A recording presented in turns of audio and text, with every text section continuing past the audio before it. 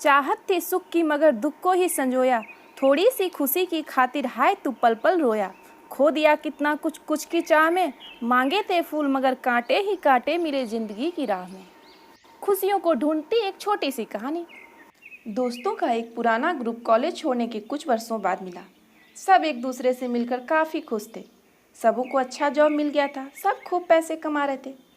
उनके कॉलेज में एक प्रोफेसर साहब थे जो उन सब के फेवरेट थे। सब ने निश्चय किया क्यों ना एक दिन वो सब अपने फेवरेट प्रोफेसर के घर जाकर उन्हें सरप्राइज़ दे। सब दोस्तों ने मिलकर एक दिन फिक्स किया और सब के सब पहुंच गए प्रोफेसर साहब के घर। प्रोफेसर साहब उन सबको एक साथ देखकर बहुत खुश हुए। प्रोफेसर साहब ने उन सभी का स्वागत किया और एक एक करके उनके काम के बारे में पूछने लगे।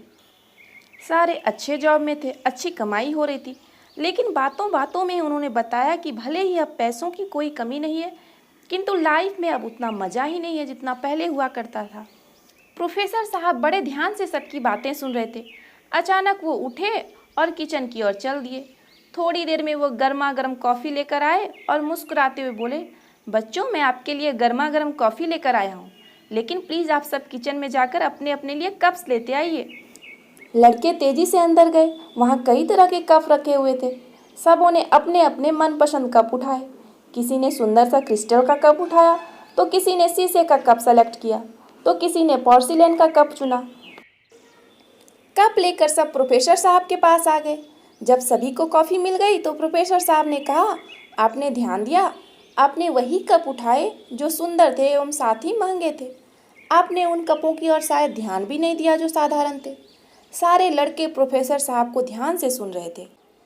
प्रोफेसर साहब कह रहे थे, सबसे अच्छे कप की चाय रखना तो नॉर्मल बात है, लेकिन कप के कारण कॉफ़ी की क्वालिटी में तो कोई बदलाव नहीं आता।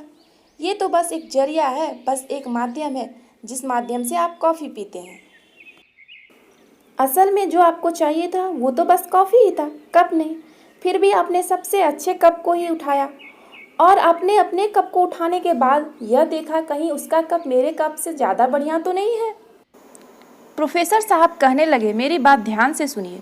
ये लाइफ कॉफ़ी की तरह है, जबकि हमारी नौकरी, पैसा, पोजीशन कप की तरह है। और हमारे पास कौन सा कप है यह न हमारे लाइफ को डिफाइन करता है, न उसका स्वाद चेंज करता है। दुनिया में सबसे खुशहाल लोग वे नहीं हैं जिसके पास सब ऐशो आराम है।